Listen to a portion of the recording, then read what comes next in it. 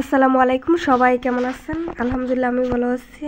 ঠান্ডা লাগছে তাই ভাবলাম একটা জাল জাল করে ভর্তা বানাই। ভর্তা বানাবো মাত্র 15 মিনিটে, একদম সময় কম হাতে নিয়ে। চলেন দেখাই ভর্তাটা কি করে বানালাম। আর ভর্তাটা বানাবো চিংড়ি মাছের। ফার্স্টে একটা চুলা জ্বালিয়ে, আর ভর্তাটা আমি বানাবো আজকে সিলিন্ডারের চুলাটা জ্বালিয়ে একটা ফ্রাই প্যান বসাই দিলাম। প্যানটা গরম হয়ে গেলে দিয়ে দিলাম অনেকগুলো কাঁচামরিচ। জাল জাল করে ভর্তা বানাবো সেজন্য দিয়ে দিলাম কাঁচামরিচ। মুখে কিচ্ছু ভালো লাগে না তাই বেশি করে জাল দিয়েছি। কাঁচামরিচগুলো দিয়ে তেলে ভালোভাবে, আগেই তেল দেওয়া যাবে না, নাহলে কাঁচামরিচগুলো ফুটে তো আমার চোখে মুখে আসার সম্ভাবনা বেশি।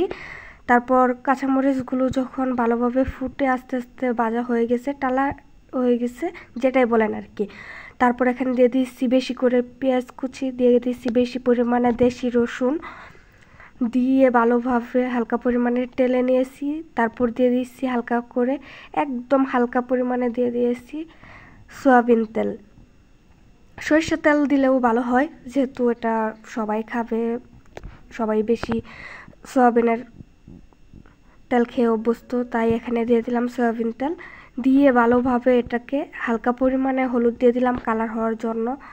তারপর সুন্দর দিয়ে এটাকে শুকিয়ে নিতে হবে।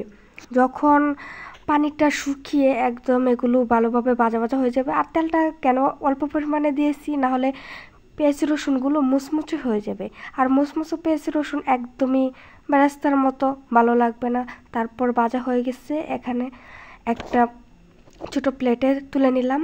তুলে নিয়ে তারপর একই প্যানে তেল দিয়ে দিলাম অল্প পরিমাণে। তেলটা গরম হয়ে গেলে এখানে দিয়ে দিলাম ছোট ছোট একদম দেশি চিংড়ি মাছ।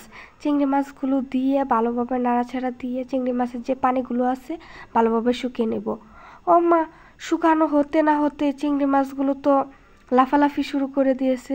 এখানে দিয়ে দিলাম হলুদের গুঁড়ো, দিয়ে দিচ্ছি হালকা পরিমাণে লবণ, দিয়ে ভালোভাবে নাড়াচাড়া করলাম। চিংড়ি মাছগুলো দেখে বলা লাফালাফি শুরু করে দিচ্ছে। আর লাফালাফি যতই করো, আজকে আমার পেটে তো যেতেই হবে, ঠান্ডা লাগছে, এমনি থেকে খেতে পারি না, আর তোমরা করতেছো লাফালাফি, আর আজকে আমার পেটে যেয়ে তোমরা লাফালাফি করো। তারপর সুন্দরভাবে টেলে নিয়েছি। এই তো টালাটা প্রায় হয়ে গেছে। যখন আর একটু পরিমাণে মচমচো টাইপের লাল লাল হয়ে যাবে, একটু মচমচো হয়ে যাবে, তখন এগুলোকে সুন্দরভাবে নামিয়ে নেব।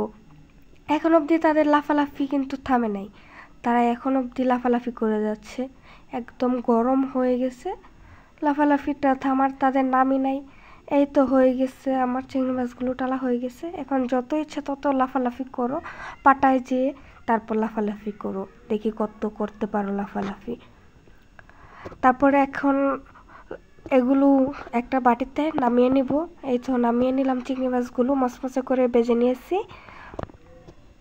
এখন পাটা শিল নিয়ে নিয়েছি, নিয়ে সুন্দরভাবে একটা ন্যাকড়া দিয়ে ভালোভাবে মুছে নিয়েছি। আর এটা ভিজানো যাবে না পাটাটা, না হলে ভর্তাটা অন্যরকম লাগবে, শুকনো পাটাই করতে হবে। তারপরে এখানে প্রথমে হালকা পরিমাণে লবণ দিয়ে চিংড়ি মাছগুলোকে ভালোভাবে পিষে বেটে নিয়েছি। এখন করো লাফালাফি। তারপর সেই শুকনো মরিচগুলো ভালোভাবে বেটে নিয়েছি।